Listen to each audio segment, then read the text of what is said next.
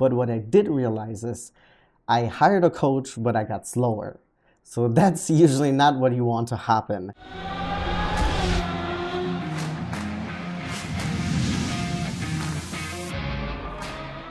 Welcome back everybody to the Daily Racing Show. Today I have something special for you. Usually on my race days, we are taking a look at one of my iRacing races and then we analyze it, or I try to analyze to see what am I doing right, what am I doing wrong, what could I have done better. That's usually what I'm talking about.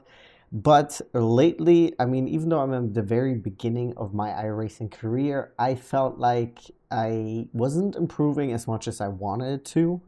I felt like all the improvement that I was making, there was like a limit. And I felt like even though I was looking at the track guides and I was trying to follow their, racing line and stuff like that, and I felt every race, every track, there was like I was getting better and better and better, and then there was a limit and I wasn't getting any better, and I was still off the ideal or of like the best time, like 2-3 seconds. And of course, being a rookie, I'm not expecting to compete in the top splits, but I do feel like I could do better and there's more potential in my racing. I thought I was struggling a lot because I don't have the right racing techniques. So after practicing and putting in a lot of lap time for me, because of course due to work and stuff like that, I don't have that much time to race. I'm sure many of you guys are in the same boat, but I still felt like I could improve much more, but I just don't know how. I don't know what I'm doing wrong. I'm watching these track guides and I am improving my time, but I'm still way off pace. I know that my braking techniques is not good. I'm just like missing the fundamentals and basics of racing. So I decided I'm gonna go get a coach. There's different options out there. There's group sessions you can hire. There's like whole courses that you can purchase. But for me, it was like I didn't want to do a course because I didn't think a course was gonna, like if I would just watch videos about what I'm supposed to be doing, it's not gonna tell me what I'm doing wrong. It's just telling me what I'm supposed to be doing. And when I watch the track guides, I see what I'm supposed to be doing, but I'm not doing it. And I don't understand, or like I don't know where I'm going wrong. So I found this track guide online, and this guy was talking about how he had actually hired a coach and how he had significantly improved his racing technique, but also his lap times and stuff like that. So it's like, maybe let me check out this guy, right? His name is Gianni Lutzu. He's a fantastic racer. So I reached out to Gianni. He has like a website where you can fill out your information and then he will hit you up.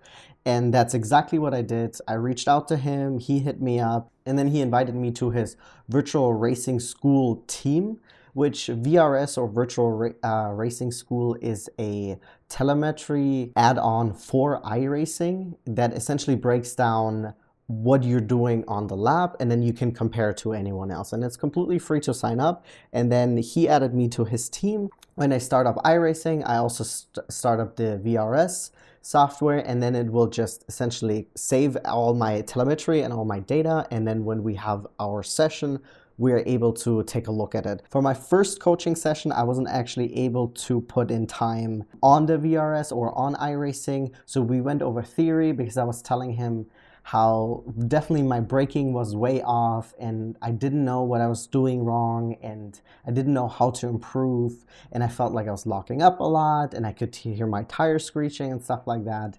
And then so he gave me a lot of advice on what to do, and then when we met up 2 weeks later, I had put in a significant amount of lap time.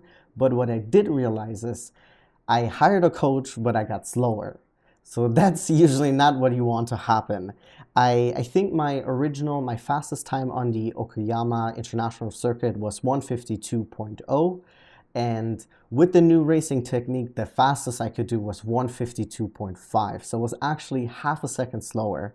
But on the other hand, I wasn't too worried about it because I was like, okay, he told me in theory what I should be doing, but I obviously don't know if I'm actually doing it. But then during my second lesson or coaching session, we compared my track time and my racing and my inputs to his. I will say, it is freaking wild how insanely fast this dude is. In my first race, in my first coaching session with him, he was casually talking to me and about what to do, and he was racing and I was just watching him, and he was casually explaining to me what I should be doing while putting a lap time in 2.5 seconds faster than what I could manage. That's insane to me. And he didn't even seem like he was like focusing or anything like that. He was just like whipping the car around the corner. Absolutely insane. So during my second coaching session, we took a look at my braking, my accelerating, and one of the main things that we realized, or that I saw right away, and he pointed out as well, that when I was braking, and then when I was getting closer to the apex, I was realizing that I am still too fast and I was applying more brake pressure.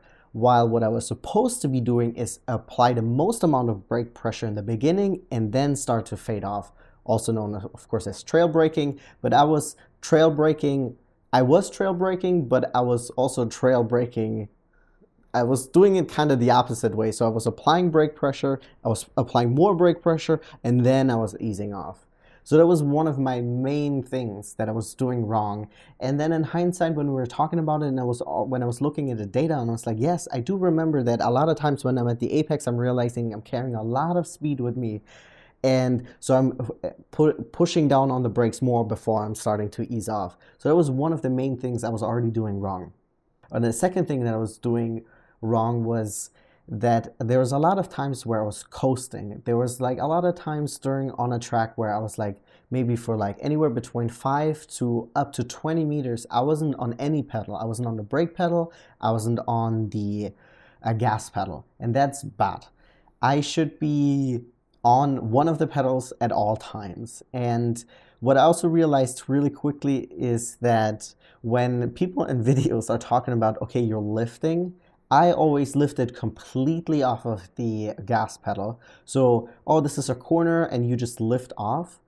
But when they're talking about lifting off, and I guess this is not something I ever realized, but then seeing what I was doing with the data, I was lifting completely off the throttle, and I was never using really the lower percentage of the brake pedal or of the gas pedal. So I was like using like at the max or like at 50%, but especially the smaller percentages, like 10 or 20% of like input force on the brake pedal or on the gas pedal that gives you like the edge in your lap times. I wasn't doing that at all. Either I was hopping directly off the brake pedal right away, or I wasn't applying anything onto the gas pedal, and I was just coasting, and that was just not working out. After learning all the things that I was doing wrong and talking about it, and also visually really seeing what I was doing wrong, and for me that helped me significantly. So last night I had my session, my second coaching session, and then today I was like, okay, everything that we've talked about, I'm pretty clear and I understand what he is wanting me to do to increase my lap time. So today I'm gonna put in the time on iRacing. I'm gonna load up a test session and I'm gonna just practice. Here we are at the Okayama International Circuit. We're gonna take a look at my fastest lap that I was able to put together.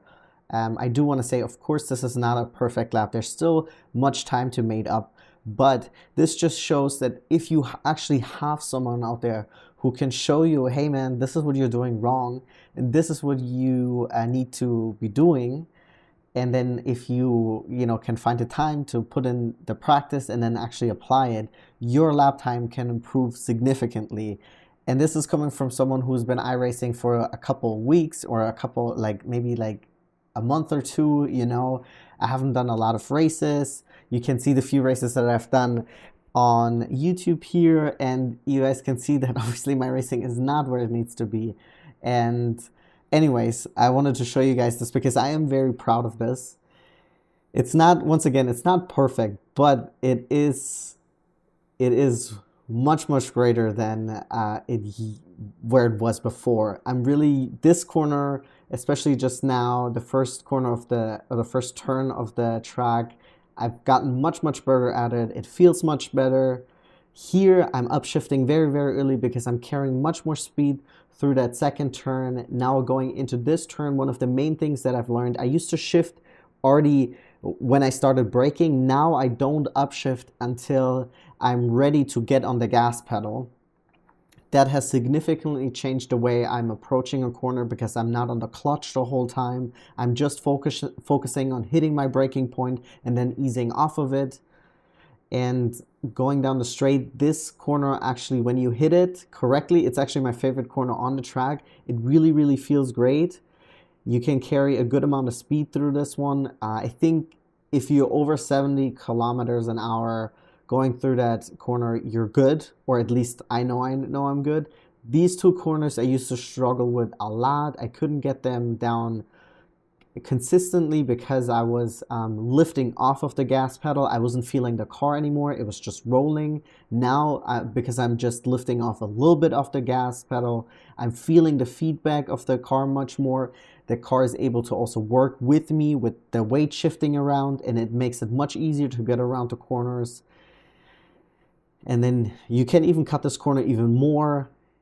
And here we are, using really all of the track, a little bit too much of the track right there, probably lost some time right there, but that is my fastest track that I've done so far. And my lap time for that lap that we just saw is a whole 151.3 in 25 minutes, because I found someone who's actually really good at what they do, and he showed me what I'm supposed to be doing. I am very, very happy. I shaved off 1.2 seconds of my fastest lap time. My braking, I'm much more confident in my braking now. This was one of my biggest things. I felt like I was locking up all the time. I could always hear the tires squealing, and I'm really, really happy because with just like 2 coaching sessions and 1 real coaching session and looking at what I've been doing wrong, my track time already improved so much, and I know there's much, much more time for me to gain because I've only practiced once since having my coaching session, and I'm so happy. You guys can see that I'm smiling because, yeah, I'm still off, of course, like the top splits, but once again, it was never the expectation for me to, be racing with the, people who have like 10,000 iRacing rating or whatever, right? I'm just trying to get consistently better and also understand what racing, or like really create a racing technique foundation, right? Because before I was just doing whatever to get around the track, and now I kind of know what I'm doing. I know how I'm supposed to be attacking maybe the corners, and also use the weight of the car and all that stuff that I never really thought about. I didn't know what to do with it. So I'm really, really excited to do more practicing now. iRacing right now, we have a week off because season 2 is about to start off. And I'm very excited going into that one. Hopefully all the stuff that I'm learning now, I'm going to be able to take into the new season, and then hopefully really put on some good results. Yes, I've been on the podium twice now, which is good, but I'm still, in the rookie leagues, and I think I can make it much further than that. And I'm just really, really excited. I think the few things that I can tell anyone that is watching this video and who wants to improve like me: if you have the money, get the coach, right? I'm gonna put Gianni's information in the description box below. Hit him up. He's a really, really nice guy, and he, as you guys can see, helped me improve a lot. So far, I'm going to do more coaching sessions with him because, as we saw, there's much more time for me to be gained. There's more technique and better racing techniques that I can learn. But yeah, first of all, yeah, get a coach if you can afford it.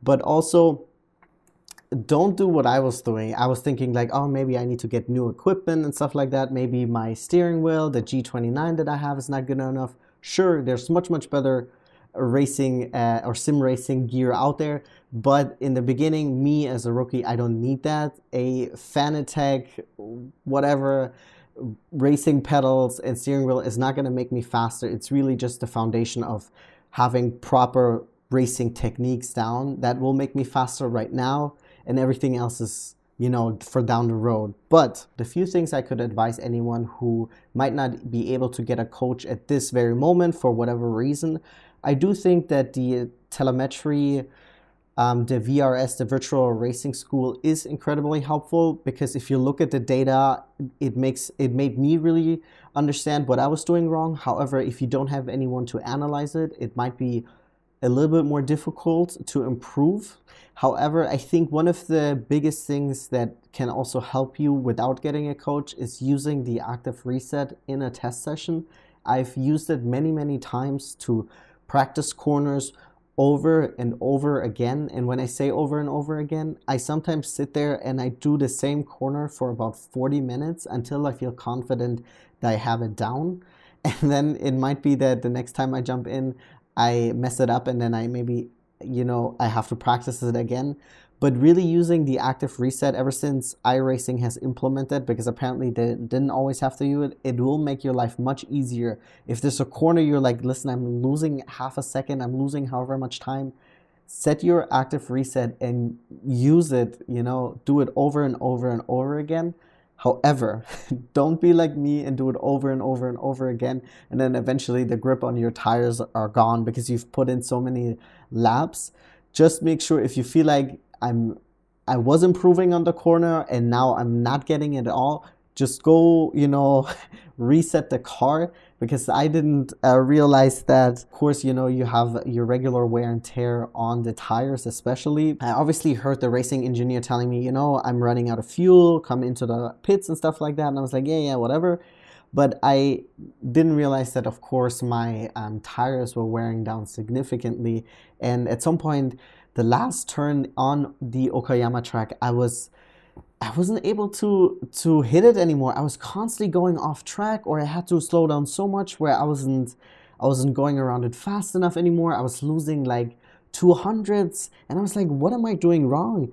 And then I ended up resetting the car, and it turned out that just my tires were so worn down. But someone like a rookie like me, it was not something that ever crossed my mind, especially like the most amount of racing that I've done probably is on GT7.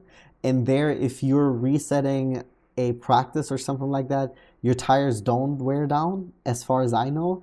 And so when I then got new tires on, I was like, oh, there's the grip, So if you're a rookie like me, this is just, I guess, stuff that we have to go through. But once again, I highly recommend, if you can, get a coach. If you feel like you've plateaued, if you feel like your racing technique, your racing basics are off, if you have the money, get a coach. It has been 100% worth it for me. I will be booking more sessions with Gianni because, once again, there's much more time for me to make up. But that would wrap it up for today's video. I know we didn't look at the race. We're probably not going to be looking at a race next racing video either, because, as I said, iRacing is currently on a break. I think the new season is going to start off, so we'll see what the video will entail. Maybe I'll show you guys even greater improvement that I've done. Who knows? Anyways, as always, get in the comments down below, get in touch, let me know what your thoughts are. If you have any questions, Gianni's information, once again, is in the description box down below. Like and subscribe, and I'll be seeing you guys here tomorrow at the Daily Racing Show.